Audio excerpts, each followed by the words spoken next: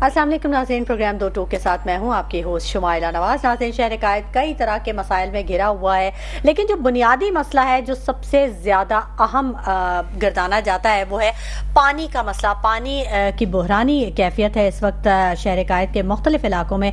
लोग बहुत ज़्यादा परेशान हैं, मामलात ज़िंदगी खासी मुतासर है। आवाम जो कि पहले ही महंगाई से खासे बेबस नज़र आ रहे हैं, वो अब अरसा दराज से पानी भी ख़रीद कर पीने में पर मजबूर हैं। मुख्तलिफ इलाकों में पानी की फराहमी बंद है शहर कायद के, और कराची में पानी की यौमिया ज़रूरत के हवाले से 120 करोड़ गैलन इसकी ज़रूरत है। नलकों में पानी नहीं आता, लेकिन टैंकर्स में पानी बहुत ज़्यादा है। इंतज़ामिया ख्वाब गफलत के मज़े लूट रही है। कोई जवाब नहीं दिया जा रहा। रब्ता करने की बहुत कोशिश की, लेकिन वहाँ से कोई रिस्पॉन्स नहीं आया। 17 सालों से सूबा सिंध पर हुकूमत करने वाली पीपल्स पार्टी K4 का मनसूबा भी मुकम्मल नहीं करवा सके। ये आज के टॉपिक्स हैं, इन पर ज़रूर बात करेंगे। मेरे साथ जो मेरे गेस्ट मौजूद है, मेरा पैनल मौजूद है, मैं उनका तारुफ आपको करवा दूं। मोहसिन काज़मी साहब तज्जियाकार हैं, हमें ज्वाइन कर चुके हैं। जावेद सिद्दीकी साहब PTI से इनका ताल्लुक है, ये भी हमारे साथ स्टूडियोज़ में मौजूद हैं। जबकि फरीद आलम साहब सीनियर सहाफ़ी हैं और ये भी हमारे स्टूडियोज़ में मौजूद हैं। तीनों ही हमारे गेस्ट हैं, वो किसी तारुफ के मोहताज नहीं है। अक्सर आप इन्हें प्रोग्राम्स में देखते हैं और इनके तज्जियों से इस्तिफ़ादा हासिल करते हैं। बहुत शुक्रिया आप तीनों का कि आप लोग प्रोग्राम में आए, अपने कीमती वक्त में से वक्त निकाल कर। पहले मैं बात करना चाहूँगी मोहसिन काज़मी साहब आपसे।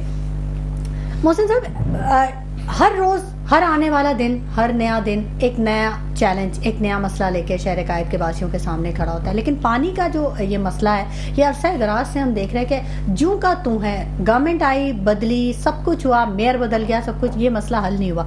इसके पीछे क्या वजूहात क्या है? सियासी वजूहात की कहीं कोई ताने बाने मिल रहे हैं या कोई और वजह है? अच्छा देखिए, पानी एक ऐसी चीज़ है कि नेसेसिटीज ऑफ लाइफ है जी। एक आदमी बेहोश हो जाता है, आप सबसे पहले दवा नहीं तलाश करती हैं, आप पानी छिड़कते हैं उसके मुंह पे। बिल्कुल जी, ठीक है। पानी के बगैर तो जिंदगी है ही नहीं, ठीक है, कहीं पे भी नहीं है। अब मसला ये है कि यकीनन शहर कराची की आबादी के दो तरीके बढ़ने के हैं। एक तो बाई बर्थ आबादी बढ़ रही है, ठीक है, और एक बाई माइग्रेशन बढ़ रही है। एक दफा मैंने बैठ कर, एक बस आती थी हमारे साइट एरिया के अंदर, किसी इलाके से, कोयटा से होती हुई, उसमें सब आते, मैं भी वहीं से आ रहा था। तो आप जरा से मेरा एक छोटा सा सर्वे देखे कि मैंने कोशिश की, मैंने कहा इसमें 100 आदमी बैठे हैं, इनमें से मैं एक से ये पूछूंगा कि यहाँ कौन पहली दफा आ रहा है। आप यकीन जाने 70% यंग लड़के जिनकी मूछें भी नहीं निकली थी, उन्हीं ने कहा हम पहली दफा आ रहे हैं। तो मैंने ये सवाल किया, तुम यहाँ काहे के लिए? कहने हम यहाँ आए हैं, नौकरी करें, यहीं रहेंगे, यहीं सब कुछ गुजारेंगे। तो अब आप बताइए कि कितनी आबादी आपकी कराची की बढ़ रही है। ये तवज्जो देना हुकूमत का काम था। अच्छा, मैं ये नहीं कहता हूँ कि आप उनको आने ना दें, पाकिस्तान अगर हैं तो वो रहेंगे, उनका हक है। अकोमोडेट करना आपका काम है। आपको इस बात को सोचना है कि हमारे शहर की ये आबादी है, इतनी हमें बिजली चाहिए, इतनी हमें गैस चाहिए, इतना हमें पानी चाहिए, ठीक है। आज सन 47 से लेके आज तक कराची में बड़ा काम होता रहा, लेकिन ऐलान ही होता रहा। 2019 में इनकी गवर्नमेंट बनी हुई थी, उसमें भी ऐलान हुआ था 4K का। ठीक है, तो बैठे में है ना जावेद सिद्दीकी साहब, इनसे भी पूछ लेते हैं। जावेद सिद्दीकी साहब, क्यों आपकी गवर्नमेंट में कोई पानी पे काम नहीं हुआ?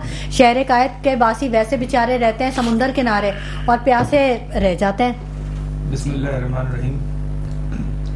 देखिए, जब दुनिया वजूद में आई थी तो इसमें जो सबसे पहले 3 चीजें थी, पानी, हवा और रोशनी। ठीक है। तो ये उस वक्त से आप मतलब एक जरूरत है, जाहिर सी बात है इंसान। अब ये जरूरत अगर हुकूमत सिंध को अभी तक समझ में नहीं आई कि ये आम आदमी की बुनियादी जरूरत है, तो इस पर आप सिर्फ मातम ही कर सकते हैं, क्योंकि तो फेडरल पे डाल देती है। वो कहते हैं कि फेडरल नहीं, फेडरल का मसला नहीं है। आपको पता है कि बल्दिया और ये वाटर बोर्ड और ये कचरा उठाना, ये सब सिंध गवर्नमेंट के ने अपने हाथ में लिया। 18वीं तरमीम के बाद, 18वीं तरमीम से पहले भी इन्हीं के मसले थे। अच्छा। वो तो सिर्फ एक सियासी बयान होता है कि जी हमारे इख्तियार दिए या हमें ये, लेकिन आप देखें लूट मार के सारे आपके इख्तियारात हैं। अच्छा, फिर दूसरी बात ये है कि ये शहर, कराची शहर, जो 65 से 70% रेवेन्यू देता है, वहां की बुनियादी जरूरत आप पूरी नहीं कर सकते और हुकूमत दावे करती है। आप मुझे दुनिया का वो शहर बताते हैं जहां पे इतना रेवेन्यू आता हो, वहां पे पानी का मसला हो या बुनियादी चीजों का मसला हो। मैं ख्याल शायद कराची के अलावा पूरी दुनिया में कोई ऐसा शहर नहीं होगा वो सिर्फ शहर कराची है। ये बात आपको अब समझ में आई है? जब आपकी गवर्नमेंट थी तब आपने इस पे तवज्जो नहीं दी कि कराची के लोगों को बड़ी शिकायत हैं। जावेद सिद्दीकी साहब बड़ा बोलते हैं। फरीद आलम साहब भी बात कर लेते हैं। इस बात का जवाब दूं, मैं आपकी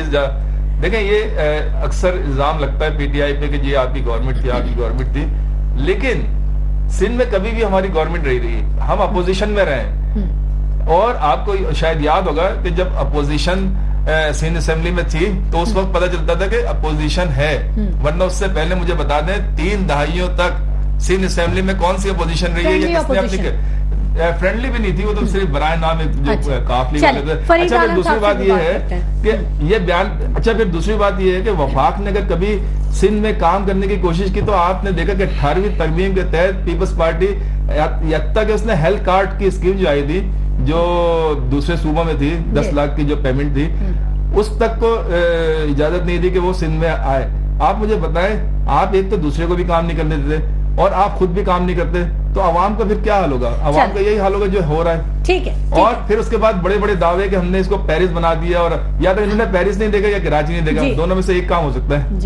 जी ठीक है। अच्छा, फरीद आलम साहब से भी बात कर लेते हैं। सीनियर सहाफ़ी हैं, कोई 20-25 साल पुराना तो आपका करियर ही है बैक पे आपके, कि क्या सियासी सूरत हाल रही है और क्या मामूलात ज़िंदगी रही है। ये जो पानी का मसला शहर कायद के वासियों को है, ये भी कोई इतना ही कोई पुराना है, ये कोई आज का मसला तो है नहीं। बिल्कुल। आप क्या देखते हैं, क्या वजूहात हैं इसके पीछे? इसकी कई वजूहात है, लेकिन इसकी जो बड़ी वजह है ना, वो पॉलिटिकल अनस्टेबिलिटी है। जब तक पॉलिटिकल मामलात को इदारों से खत्म नहीं किया जाएगा, आप पानी का कोई भी मसला हल नहीं कर सकते।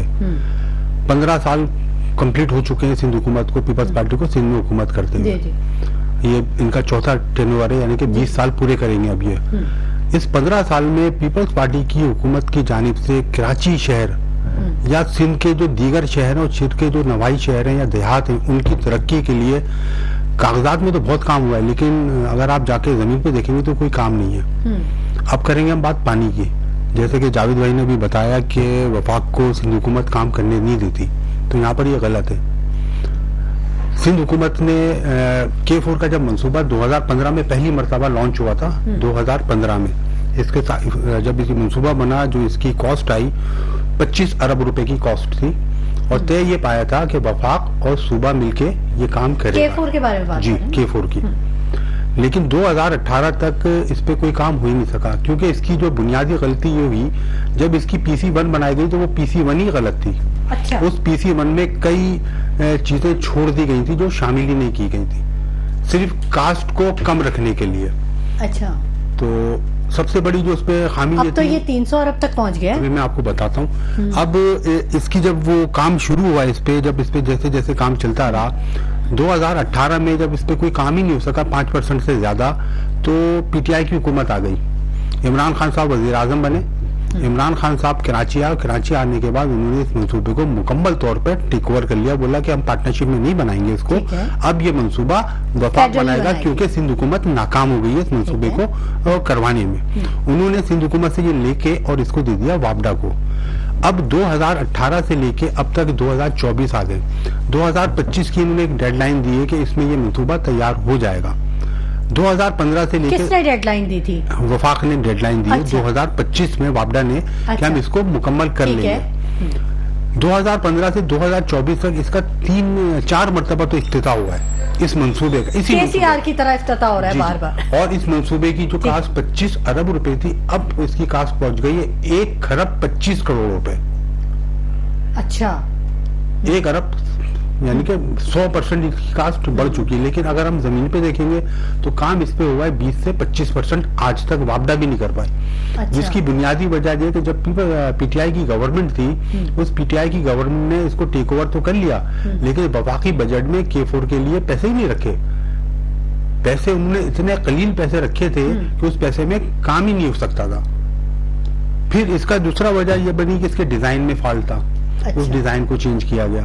अभी भी जो डिजाइन बनाया जा रहा है वो ये K4 बनने के बाद भी उससे वो मसला हल नहीं होगा, क्योंकि इसके अंदर जो उन्होंने टैंक रिजर्व टैंक बनाए वो टैंक इतने छोटे हैं कि उसके अंदर 2 से 3 दिन का ही पानी जखीरा हो सकता है। लेकिन जब इतना बड़ा मंसूबा दुनिया में कहीं भी बनाया जाता है तो उसमें 10 दिन के पानी स्टोर करने का, जखीरा करने का टैंक बनाए जाते हैं, लेकिन वो नहीं बनाए गए। अभी इसका इलेक्ट्रिकल काम अधूरा पड़ा हुआ है, इसका अभी इंफ्रास्ट्रक्चर ही डल रहा है। लेकिन उसके साथ साथ वफाक ने क्या किया है साथी कि K4 मंसूबा अगर ये बना भी देंगे तो सुपर हाईवे से आगे लेके कैसे आएंगे, ये लाइन नहीं सकते। उसके लिए करना होगी पूरे शहर में पानी की लाइनें डालनी, जिसे ऑगमेंटेशन कहते हैं। जब ये मंसूबा बनाया गया था उसमें ऑगमेंटेशन को रखा ही नहीं गया था।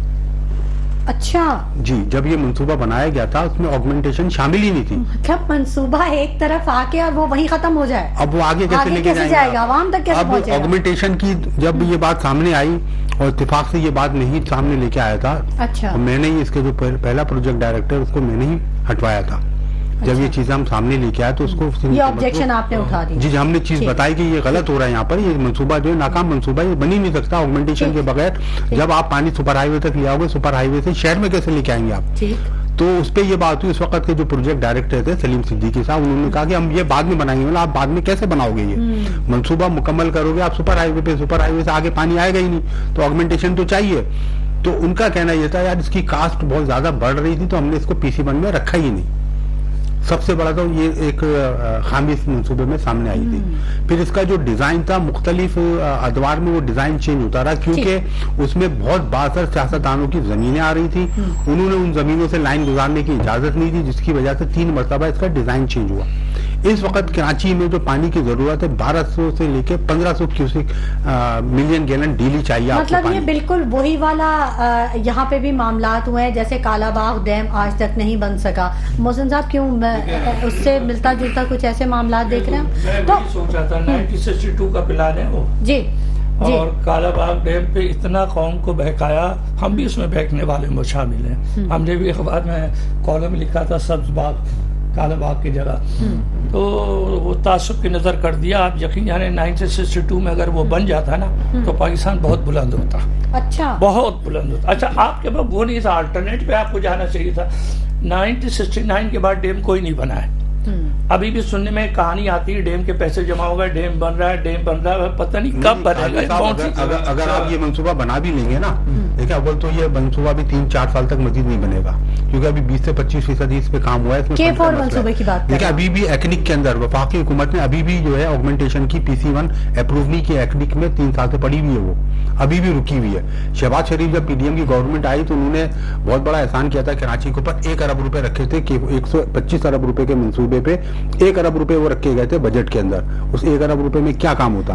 देखिए, ऑगमेंटेशन वहां पर पड़ी हुई है, बार बार आती है एजेंडे के अंदर, लेकिन अप्रूव नहीं हो रही।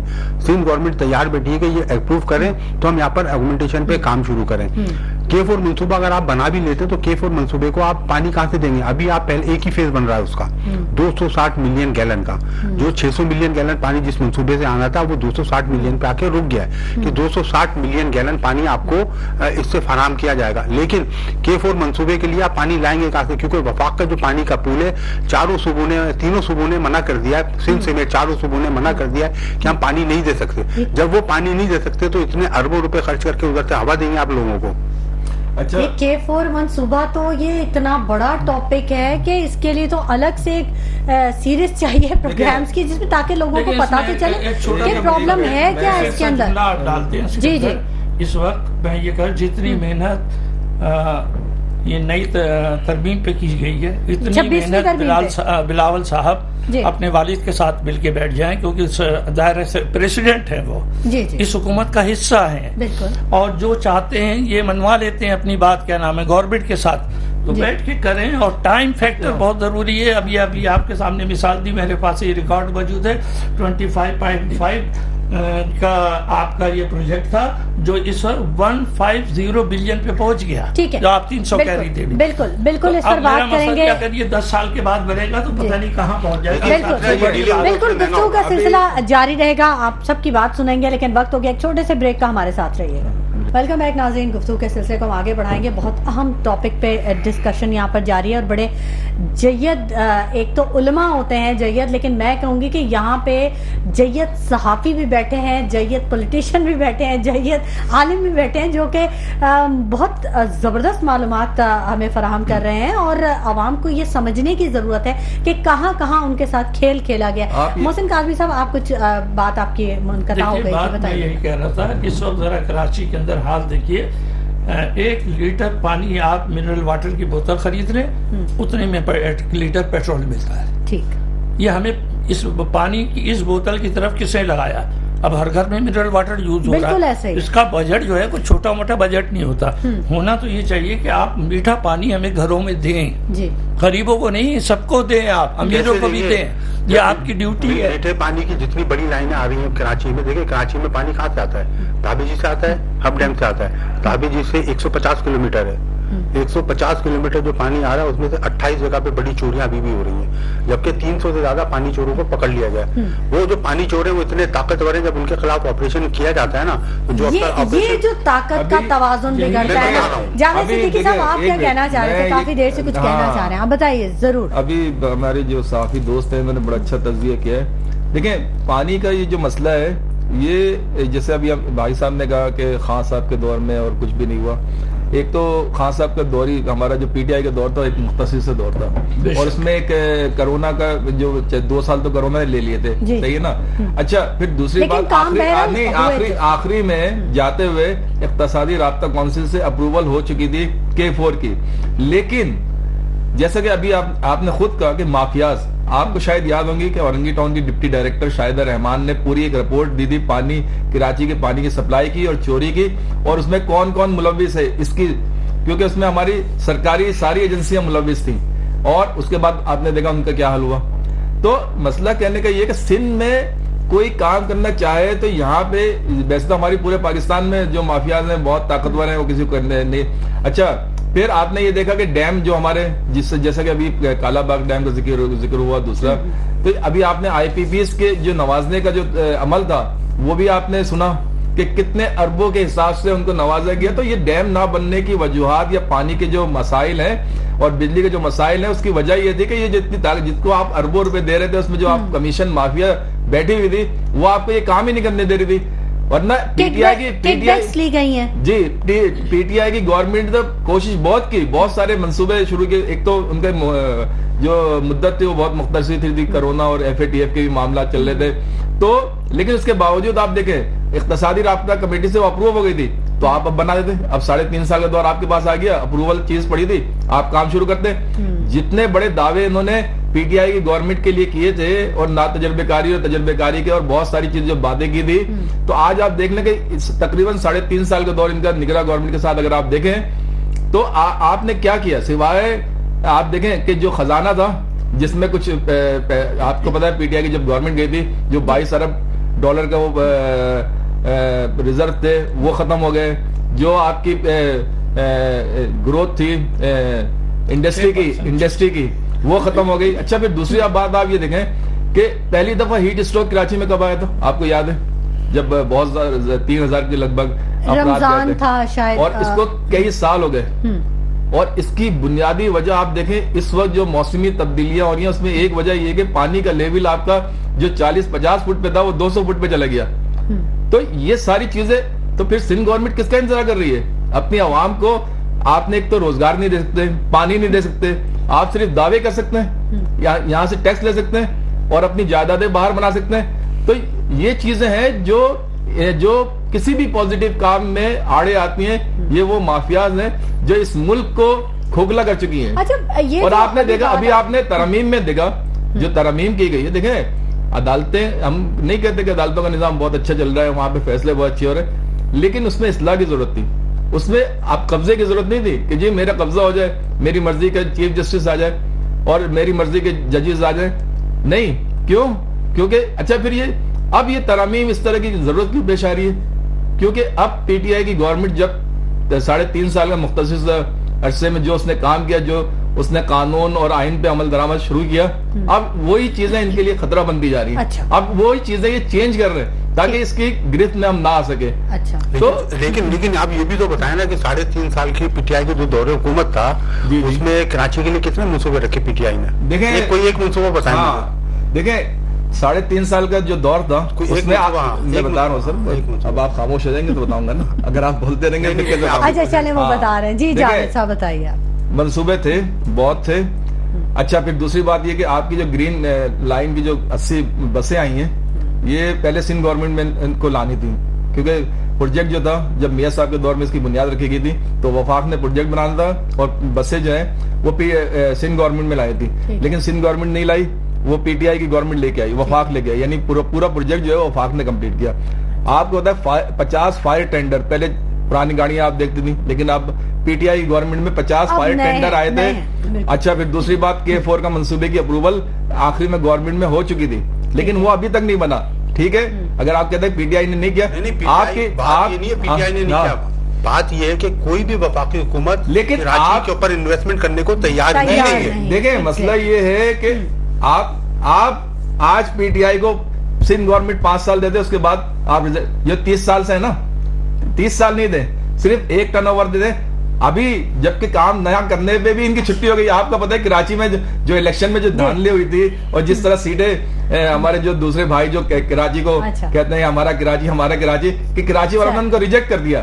तो कहने का मकसद है कि अभी काम ना करने पे उनको रिजेक्ट कर दिया। अगर 5 साल गवर्नमेंट में दे दें तो फिर तो मेरे ख्याल से सफाई, क्योंकि अभी ये एस्टेब्लिशमेंट की बेसाखियों पे खड़े हैं। अच्छा, अवामी नहीं। अच्छा, हमारे सबसे बड़ा मसला जो है, सबसे बड़ा मसला ही यही है कि अवामी राय। देखें, आज ये जो हम इश्यूज पे बात कर रहे हैं ये सारे अवामी है। जब आप वोट का हक अवाम को दें, उस पर फैसले करें, तो फिर देखें, ये तो फिर आप देखें कि ये सियासतदान इसमें से कितने रहते हैं और कितने आउट होते हैं, ये आपको उस वक्त पता चल जाएगा। लेकिन आप पहले वो अमल शुरू करें। और पानी का मसला ये तो आज का नहीं है, मेरे ख्याल से शायद जब से हमने होश संभाला है उसके कुछ अर्से के बाद से ही शुरू हो गया था।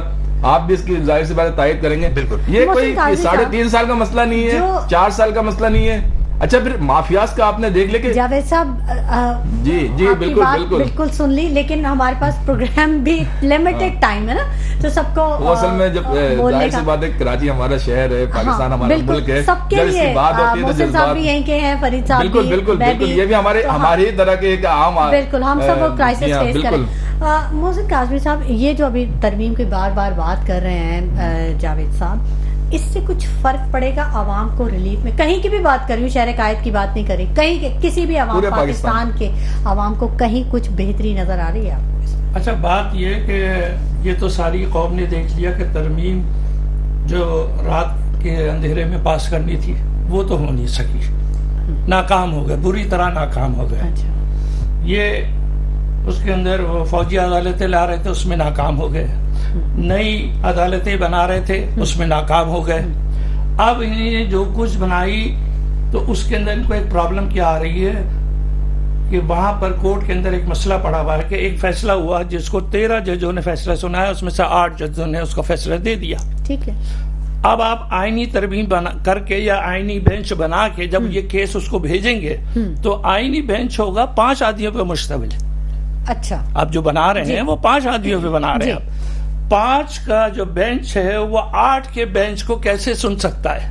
ये है टेक्निकल प्रॉब्लम इस वक्त। आप मेरी बात समझिए। तो बहुत बड़ा नुक्ता उठा दिया है काज़मी साहब आपने। रिजर्व सीटों का ये क्यों, ये नहीं समझ, ये तो बहुत बड़ा जोल है इसमें। फिर नहीं, मतलब ये नहीं का बनाया हुआ, वो कानून तो नहीं टूटा ना अभी तक। वो ये उसूल कोर्ट का है कि अगर फैसला 8 ने दिया है तो उसको 9 वाला तो रिजेक्ट कर सकता है या 8 वाला कर सकता है। अब आप जो नई बेंच बना रहे हैं उसमें 5 अच्छा, अब इनसे ये गलती क्या हुई, वो एडजस्ट करना शुरू कर रहे हैं। ये काम तो सुप्रीम कोर्ट के चीफ जस्टिस, जिनको भी आपने इस वक्त बनाया माशाल्लाह, मैं तो हर एक जज की तारीफ करने को तैयार हूँ। हर जज अपनी जगह A1 जज है, लेकिन सवाल ये कि आप उनको इख्तियार तो दें। ये काम अब आप जो 27वीं तरमीम ला रहे हैं, बहाना कर रहे हैं MQM का कि MQM का एक पॉइंट रह गया था कि वो बल्दियाती निजाम लाना चाहती है, तो उस वक्त क्यों नहीं किया?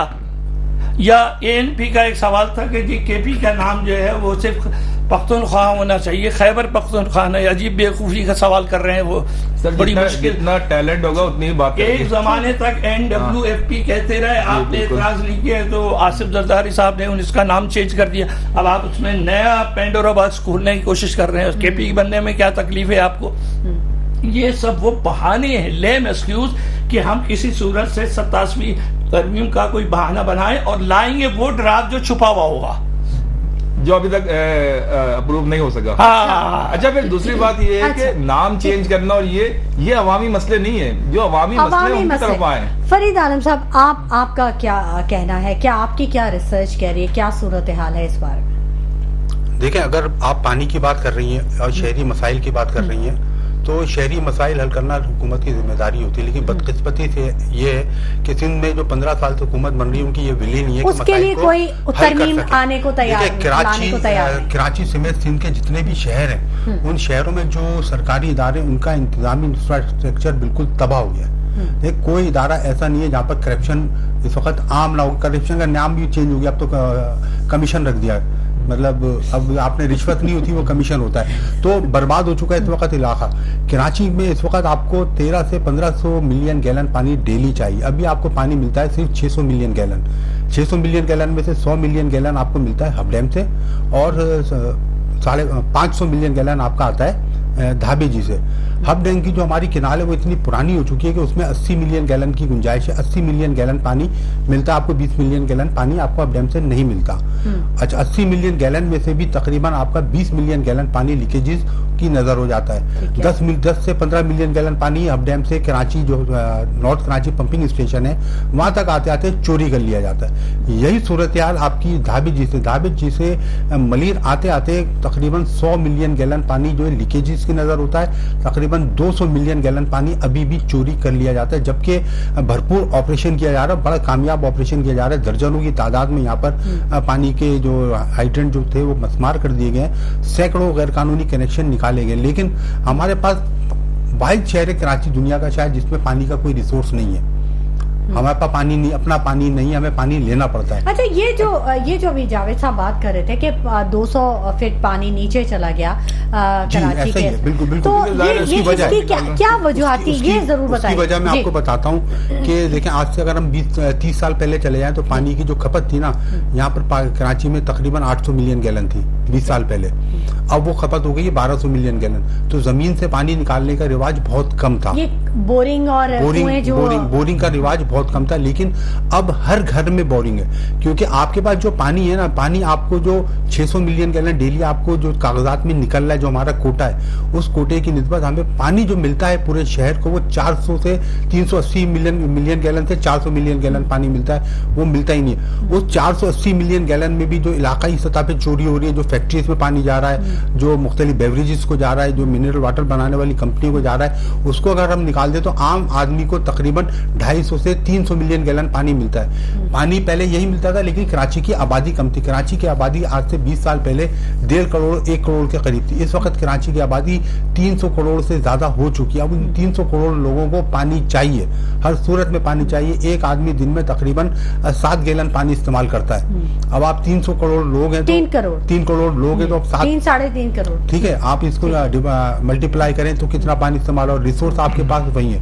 पानी को अगर आपने इसकी मुंसिफाना तकसीम, जब पानी का शहर में बुरहान हुआ तो इसमें एक पानी के शेड्यूल जारी किया था, नागा सिस्टम लगाया था। उस नागा सिस्टम के तहत हर शहर के हर हिस्से को हर 3 दिन के बाद पानी की सप्लाई की जानी थी, लेकिन उस पर अमल नहीं हुआ। आज कराची में बहुत सारे इलाके ऐसे जहाँ 24 घंटे बिला तात्तुल पानी आता है, और कई इलाके ऐसे जहाँ 1-1 महीने पानी नहीं आता।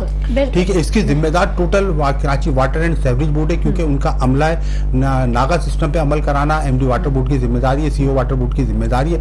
लेकिन क्योंकि इदारे इतने पोलिटिसाइज हो चुके हैं कि MD हो या CO हो या उसका चीफ इंजीनियर हो, तो मेयर है ना, चेयरमैन मेयर है, बिल्कुल। तो मोहसिन काज़मी साहब, अच्छा, मेयर के किरदार को आप कैसे देखते हैं? जो आप बताएं उसमें एक पॉइंट मैं ऐड करना चाह रहा हूँ, है कि गालिबन मुस्तफा कमाल साहब के जमाने के अंदर जब कराची के अंदर ग्रीन करने की कोशिश की और दरख्त लगाए गए, कोनो कार्पस, हाँ, इस दरख्त की खुसूसियत ये नीचे से पानी खींच लेता है। नीम के दरख्त लगाए जाते थे, पुराने जमाने के जी। अंदर खाना भी होते थे और वो पानी नहीं लेते एक थे। नीम का दरख्त 2.5 टन के एसी की कूलिंग देता है। हाँ, वो भी बड़ा देता दरख्त। है, ऑक्सीजन आपको प्रोवाइड बिल्कुल, करता है, बिल्कुल, हवा साफ अस्पतालों करता में है। लगाए जाते थे। बिल्कुल, बिल्कुल आपने सही। जो दरख्त लगाए हैं वो नीचे से पानी खींच रहे हैं, तो इसलिए आज भी मेरे घर के अंदर पैसे लिए गए हैं कि साहब वो जो है बोरिंग जो है और गहरी करनी है। नहीं, उसकी एक और वजह भी है ना। देखिए, आखिरी मंसूबा कराची में 2000 K3 था। K3 के बाद कराची के लिए 1 लीटर पानी भी इजाफा नहीं किया गया, जबकि आबादी इसकी डबल हो गई है। पानी का इजाफा आप नहीं कर रहे। पानी चोर इस वक्त देखिए, इतने ताकतवर हो गए।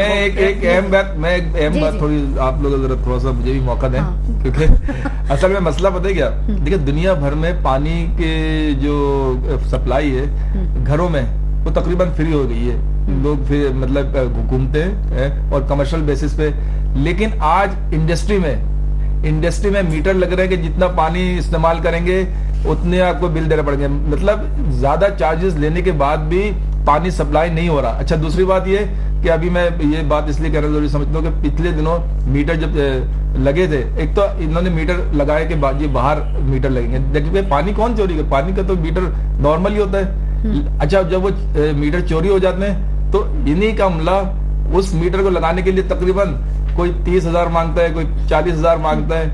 और मतलब कि आप पानी के मीटर भी लगा रहे हैं, इसके बजाय फिक्स कर दें, जितनी बड़ी फैक्ट्री हो उस हिसाब से फिक्स कर दें।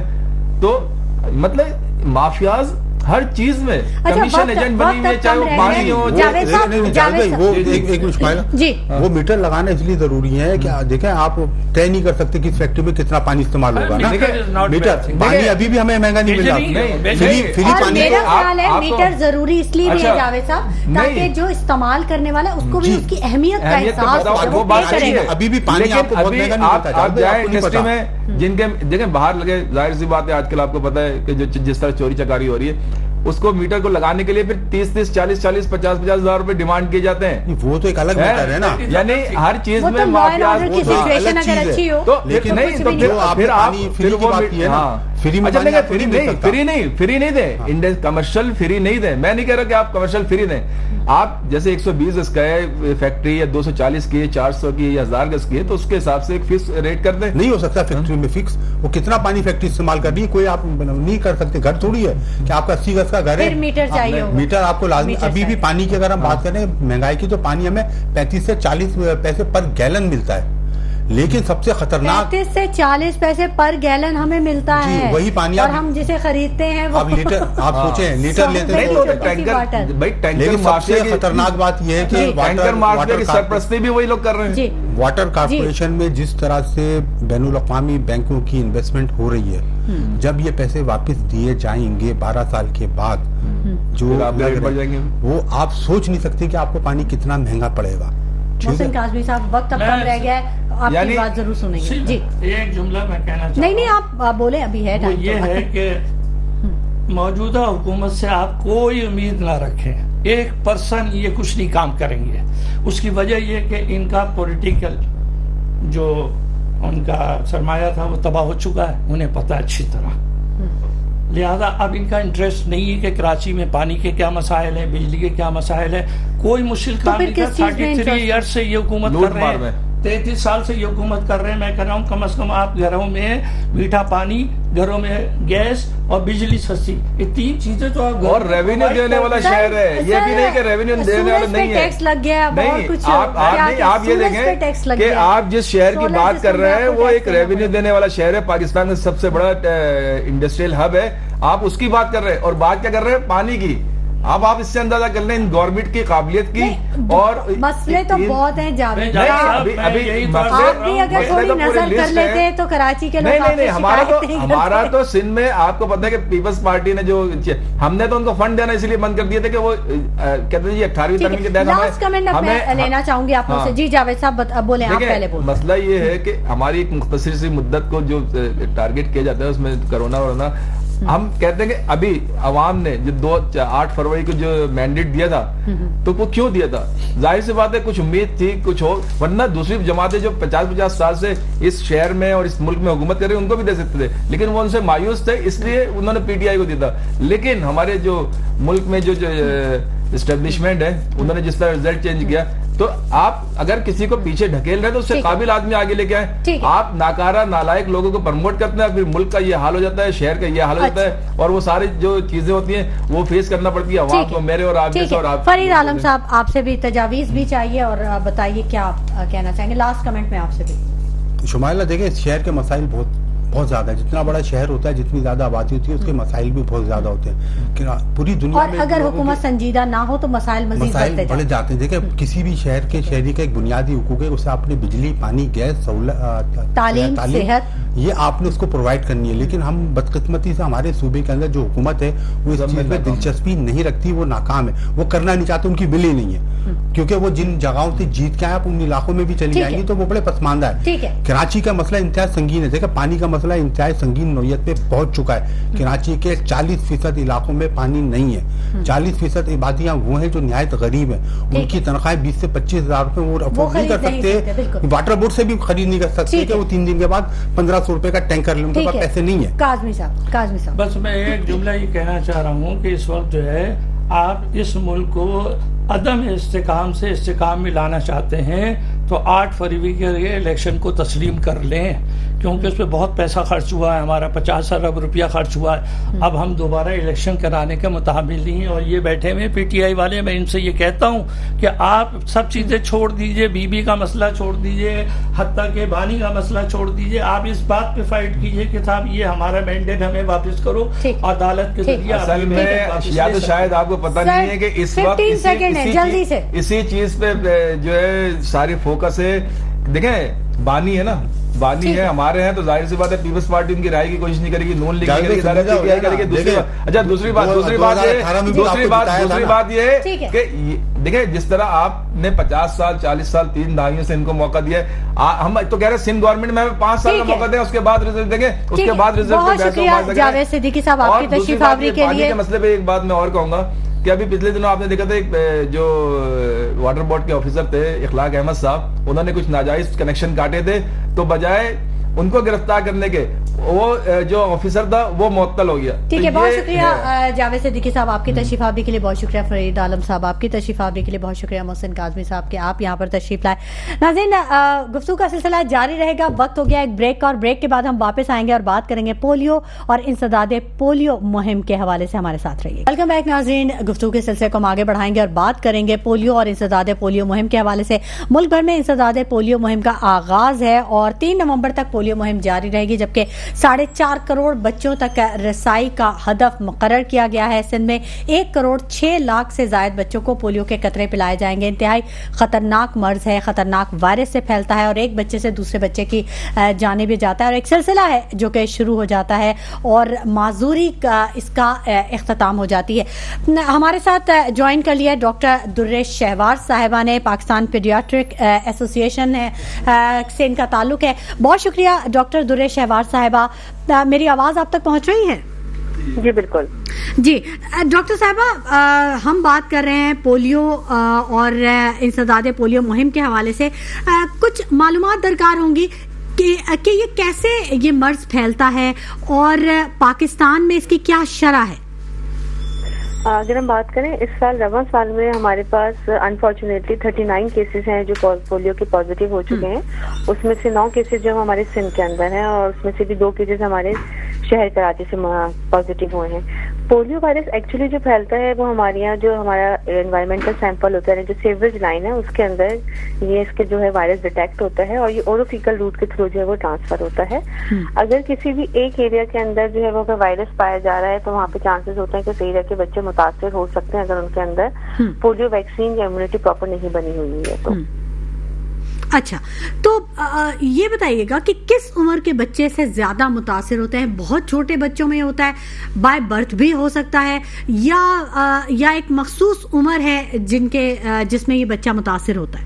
बिल्कुल, पोलियो का जो ये वायरस है ये 5 साल से कम उम्र के बच्चों को जो है वो मुतासिर करता है और इसकी वैक्सीन जो पैदाइश के साथ ही देना शुरू कर दी जाती है। पैदाइश के वक्त 6 हफ्ते पर, 10 हफ्ते पर, फिर 14 हफ्ते पर, 9 महीने और 15 महीने पर इसकी वैक्सीन रूटीन इम्यूनाइजेशन जो कहलाती है, EPI वैक्सीनेशन, जो हुकूमत की तरफ से फ्री है, वो तमाम बच्चों को दी जाती है। उसके बाद एक्चुअली पोलियो वायरस से बचने के लिए किसी भी बच्चे को जो 5 साल से कम उम्र का है उसको कम से कम 15 से 20 डोजेस देना जरूरी है ताकि उसकी इम्यूनिटी उस वायरस के अगेंस्ट बन सके। अच्छा, तो जी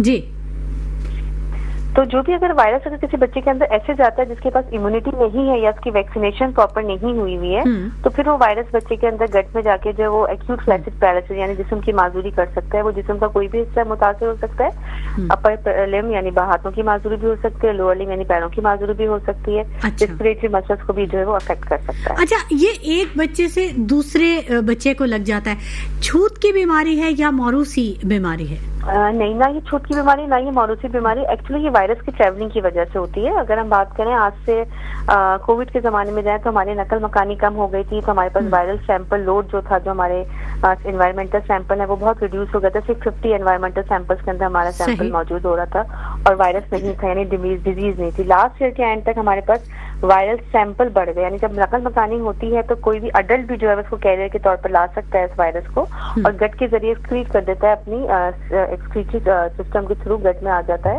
और वो जो हमारे सेवेज सिस्टम को मुतासर करता है। और आपको पता है हमारे यहाँ प्रॉपर हाइजीन ना होने की वजह से कहीं ना कहीं सेवेज का सिस्टम वाटर सैनिटेशन से मिलता है, वो वायरस बच्चे के अंदर वाया ओरल रूट वो जाता है। अगर वो बच्चे के गट में चला गया है तो फिर वो अगर उसकी इम्यूनिटी नहीं है तो वो फिर उसको मुतासर करेगा, डेफिनेटली पैरालिसिस करेगा, तो दिसंबर की जिंदगी भर की जिस्मानी तो क्या ये गंदा पानी या फिर गंदगी ही इसकी बुनियादी वजूहात है?